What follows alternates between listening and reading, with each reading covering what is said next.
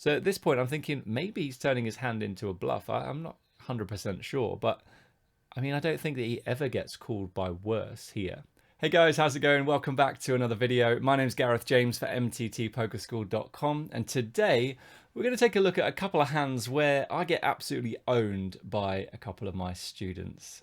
Let's dive straight into this first hand then. So you can see Aerotop goes for the 2.7x in early position. I go for the 3-bet with Ace King, and he calls. Flop comes King, Queen, Jack. We go for roughly a half pot, which I think is going to be the geometric sizing here, and I think that's probably going to be fine. I see a call, and then the turn is the Ace of Spades, so an interesting card. A 10, obviously, now any 10, so King 10 suited, Queen 10 suited, Jack 10 suited, Ace 10 could have flopped it, I suppose, but basically any 10 now has a straight, pocket 10s too.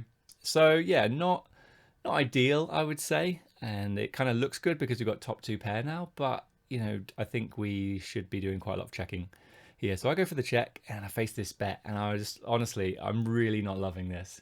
I just think, like, I'm just not sure that he can value bet worse. So I think all worse hands for value would just go for a check. Like, he's got a fear that I might have some 10x in my range to 3-bet this spot. Okay, sure, it's big blind versus sort of EP, MP. I guess it's MP or EP 700. But yeah, it's not. Yeah, I probably don't have too many 10x hands here, but I don't think that he gets too value bet worse here. Right? We can still have aces, we can have kings, we can have queens, we can have jacks, we can still have a 10. So yeah, I really didn't like this spot. I actually think that the solver is probably going to tell us to fold maybe on this turn, or if it is a call, it's going to be super marginal. So like, there's not much difference between calling and folding. So we'll have a look in a minute. I did decide to call simply because I thought there was a really small chance that he was overvaluing a hand worse than mine, even though I've just said I don't think he gets to, like in an equilibrium world. I just thought that maybe he goes for value with a hand that he shouldn't go for value here. And I think that the river is just going to go check, check a lot of the time. So let's say that he does decide, okay, I'm going to bet like ace queen or ace jack or king queen or some hand like that. Then he's definitely not going to pull the trigger on the river, right? He's going to check back and hope to beat, you know, some weaker 2-pair. So yeah, that's why I called. Honestly though, I don't really like it, and I think that we should probably just fold the turn, as nitty and weak as that sounds. River's an absolute blank. We check, and he essentially puts us all in, and I decide to fold. And yeah, I don't think that he value bets worse, and I don't think he has enough bluffs. The problem is that he had exactly the same hand, and he got us to fold, yeah, the same hand, got us to fold a chop. Now, let's just go back to the turn. So obviously pre-flop, fine, you can flat the 3-bet, you play him really, really deep. So yeah, he flats the 3-bet with ace king. On the turn though, like, I don't think that he gets to bet this turn. Like, I think he just has to check. Like, we can still have a lot better hands, and we're very rarely going to call with worse. I actually think that if ace king isn't a fold on the turn, then other 2-pair type hands are going to be a fold on this turn. So he just doesn't get any value from any hands. What he does do is, you know, get me to fold the same hand by taking this line. But then yeah, so once I go for the check call on the turn, I can still have a lot of better hands. So at this point, I'm thinking maybe he's turning his hand into a bluff. I'm not 100% sure, but I mean, I don't think that he ever gets called by worse here.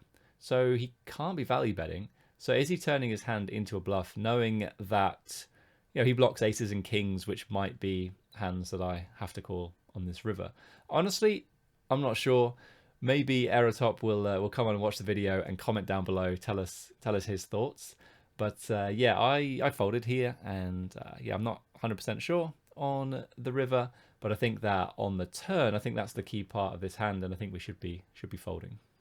So let's take a look at it in Pio and see what's going on. As you can see, we want to do a lot of betting here, and it looks like my hand's fine to go for this bigger geometric sizing. So you can see I've given it 20% pot and a geometric sizing, which is around half pot. And there is some jamming, like trace amounts of jamming as well, and a little bit of checking. So yeah, it looks like the bet is fine. He goes for the call. He has ace king, don't forget, and doesn't look like he's going to get to do any raising here. Turn then is the ace of spades, and a really cool strategy here for us is that we're doing a lot of checking, and then when we do bet, we're actually going for the jam for roughly 1.4, 1.5x pot, something like that. on the turn. So that's it's pretty amazing to see. We do get to do it with some 10x. We get to do it with second set and top set, and a little bit of queens as well. And yeah, as I said before, like tens, and then we're going to have some bluffs in here as well. Mainly looks like, you know, weak hands with a flush draw. So if we do go for the jam, you know, we get him to fold better hands. Like we can get him to fold 2-pair here. I'm not sure in practice if players will fold ace king here, but yeah, we should be able to get him to fold these weaker hands that have no redraw to or have a draw to a flush draw, as well as being like 2-pair.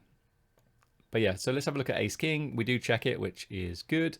And then he's supposed to check back almost all the time, but he did go for the bet. And then if we look at what we're doing, then it does like a fold. If we look at the EV of this hand, then yeah, we're really not making that much money on a call. I think if we ran this solution for longer, call and fold would be pretty close to zero. And I think that going for the fold more frequently would be good. But obviously if we know that he's going to be betting ace king more frequently, does that maybe mean that we need to continue a little bit more with our ace king? So it's interesting spot. Let's have a look at the kind of hands we do need to continue.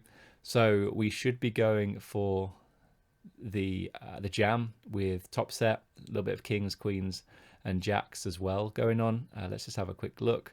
So yeah, so when we go for the check jam with aces, for example, he's supposed to have some weaker sets to call. Obviously, like, he's always going to call with his 10x, but we also potentially get to deny equity. But I mean, honestly, like, we're going to be up against 2-pair with a flush draw like a lot of the time, and yeah, so I'm going to say that we probably don't deny any kind of equity in this spot by jamming or check jamming with sets. It's a fascinating hand, and I do think that we should find the fold on the turn. And then the blank river, he goes for the jam. You can see ace king, generally checking is going to be higher EV than betting. There's a couple of combos, it looks like, if you look in the bottom right hand corner, looks like there's a couple of combos where betting is slightly higher EV, but I think on the whole, like, it should just go for the check.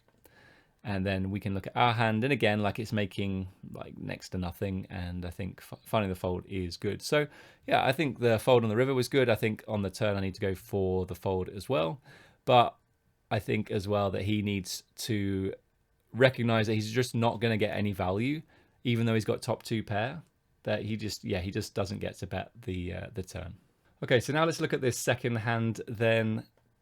Hattie 009 opens up for 3x. This is early on in the tournament once again, and we 3-bet with aces to 3.5x, and he goes for the call. Now, just as an aside, there's lots of assumptions in this hand, and I'll show you and explain a little bit more as we go through.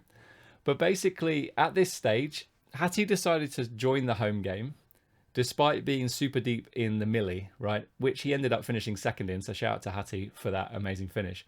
But yeah, he decided to join it's a play money home game. It's really just for bragging rights, and it's just a fun way to sort of end things after the webinar. So I do a webinar every single Monday for the group, and we play a home game afterwards, right? So he decided to join.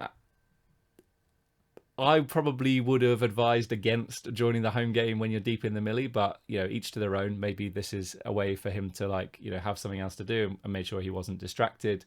But anyway, let's move on through the hand, because I think it's quite a good one. So he checks, and I go for this pretty big bet. It's approaching, it must be about 2/3 pot. So I'm not convinced that this is necessarily the best sizing, but I decided to size up here, and this will be pretty close to geometric. I think it's just a little bit less than geometric sizing here. So the reason why I did this was that I felt like his attention wasn't going to be all on the home game. When you're deep in the milli with, there was like, I don't know, 150k up top, you're not going to put all your focus into a play money home game, right? So I thought, right, what I can do here is put 3 big bets in. So I'm going to bet this size. I'm going to bet like 2/3, 70%-ish on the turn, and then jam the river for 70%-ish, and really force him to bluff catch with whatever he's got, right? So that was my thinking here. So he goes for the call. Plan looks like it's good so far. 5 of diamonds on the turn. I thought, brilliant. You know, he can definitely have like queen x of diamonds, 10x of diamonds. You can have king jack of diamonds, ace jack of diamonds. maybe even as loose as Jack 9 of diamonds. That's, you know, that's pretty loose versus a 3-bet when I go 3.5x this deep. But, you know, there are a lot of combo draws in this situation. So I stuck with the original plan to, you know, to bet big and force him to call with a queen or 10x of diamonds, or like, you know, maybe he does call with king jack, and some of those combo draws, or all of the combo draws that we talked about. And he goes for the jam. So as I said right at the start of this video, like, we do get owned here, right? But I just thought there's absolutely no way that we're good here when he's deep in the millie. He's not concentrating on this game. Like, he's generally just with his bluff catchers and with hands that are going to be, you know, go for, and then the hands that will have, you know, pair plus draw type hands, like the king 10 of diamonds, jack 10 of diamonds, queen jack of diamonds, you know, whatever. Stuff like that. I think it's just going to go for the check call, right? Because I can still have really, really strong hands in my range. So yeah, I folded here, and we don't get to see his hand. As you see, I did show, but he didn't show us. But when after he'd finished second in the millie, he came on to a Zoom call. So as I said, we still had the Zoom call going from the home game, and he came on and he, you know, once we'd like, you know, said massive congratulations to him for like, yeah, having such a great score in the millie, he was like, oh, by the way, in that aces hand, Gaz, I had king 10 of diamonds, and like, yeah, couldn't wait to rub it in. So it was yeah, it was a fun spot. So yeah, apparently he had king 10 of diamonds. So, and I got owned. I just thought he would go for the check call with those hands. Maybe what, you know, my assumptions in this hand were like the opposite.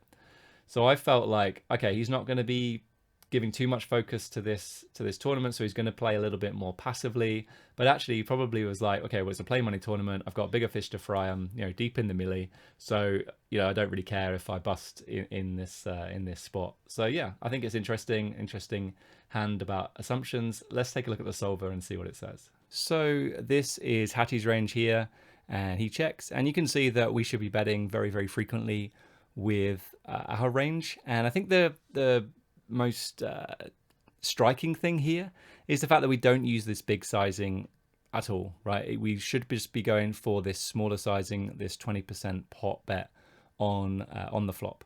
So, you know, my assumptions were that he was going to be playing, you know, more passively, so I decided to size up here. Let's have a quick look at aces and look at the EV difference between betting small and betting big. Yeah, it's like, you know, somewhat decent, you know, somewhat better to go for the small bet than going for the big bet. So, you know, we are going to be now going down a branch of the game tree that we probably shouldn't be, but let's just, you know, stick with me here, guys. Even though it says 1.8%, you know, let's ignore that for a moment and see what we should be doing. So Hattie had the king 10 of diamonds. You can see that he gets to raise sometimes, and he gets to call, doesn't really get to fold. Turn was the 5 of diamonds. He checks, not a card that really changes anything. And you can see that we now do get to use this bigger sizing with aces. And again, like, you know, the line here is just super low. So I know there are going to be some comments that, you know, you've gone down a branch of the game tree that's like, you know, 1% or less than 1%. So what, you know, what are you doing? The result's not going to be good. Stick with me, guys. We will go through the correct sizing in a moment. So yeah, anyway, I go for the bet. Let's have a look at king 10 of diamonds. So king 10 of diamonds, you know, just going for the check call. So that was my assumption. I didn't expect him to go for the huge jam here, 140 big blinds, just piling it in with king 10 of diamonds. You know, this is why we get to bet big with aces here, because we do get called by these kind of hands. So you can see like ace 10 of diamonds calls, king 10 of diamonds calls, jack 10 of diamonds, and you've got some, you know, so like ace queen and king queen and ace queen over here as well. So a ton of hands we get value from, which is fantastic. So I didn't expect him to jam, but you can see that, you know, in an equilibrium world, if we're going down this 0.02% line, that we should be calling with aces here, and it looks to be, you know, reasonably profitable, I would say. Certainly if we don't have the ace of diamonds. Let's go down the proper branch now. So if we bet here, you can see that king 10 of diamonds gets to do some raising still, but, you know, did go for the call, so probably does the same thing. I don't think you see many raises with the king 10 of diamonds on the flop from population. Turn check, aces again, does get to go for the big sizing. So again, this is the geometric sizing, so it's not like the same percentage of the pot, is actually setting it up so that it can jam for the same percentage of the pot on the river. So you can see here it's just over pot on the turn, and that would lead us to be able to jam for just over pot on the river. Just to prove that, let's just choose a blank river.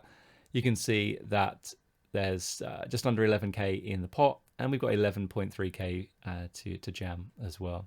So let's go back to the turn and have a look at the aces. So yeah, we do get to do some big betting, and then king 10 of diamonds again is just going to go for the check call. So yeah, I mean, I didn't expect king 10 of diamonds to check jam. It looks like I've been owned, but I think that, if we're going to fold aces, then I'll absolutely like go for it with the check jam. I do think that, my assumptions when this hand were, just completely wrong, and I made a mistake, and that's okay. And I think, we can definitely learn from that. All right, so that's going to wrap things up for this video. I hope you enjoyed it. It's a little bit different. I thought these two hands really sort of summed up how, you definitely can own me in the home game where my assumptions are going to be incorrect, or maybe you take a line that the solver, doesn't like, and it's going to get me to overfold. Now, the ace king I think was a fine fold, maybe should have folded on the turn. Aces here though, we should be going for the call, and yeah, he can definitely still have some bluffs here, but I just don't think a hand like king 10 of diamonds is the kind of hand that you want to bluff with. I think it just makes a very good check call on the turn. All right, so yeah, give me some thoughts down below, guys. What do you think of this kind of video? If you like it, then I'm happy to make some more of these. We play these home games every single Monday after the group coaching webinars, so they're a bit of fun and I really enjoy them. So yeah, let me know, guys. Love your feedback on this. Gonna wrap things up there. Until next time, guys, take care, and I'll see you soon. Bye-bye.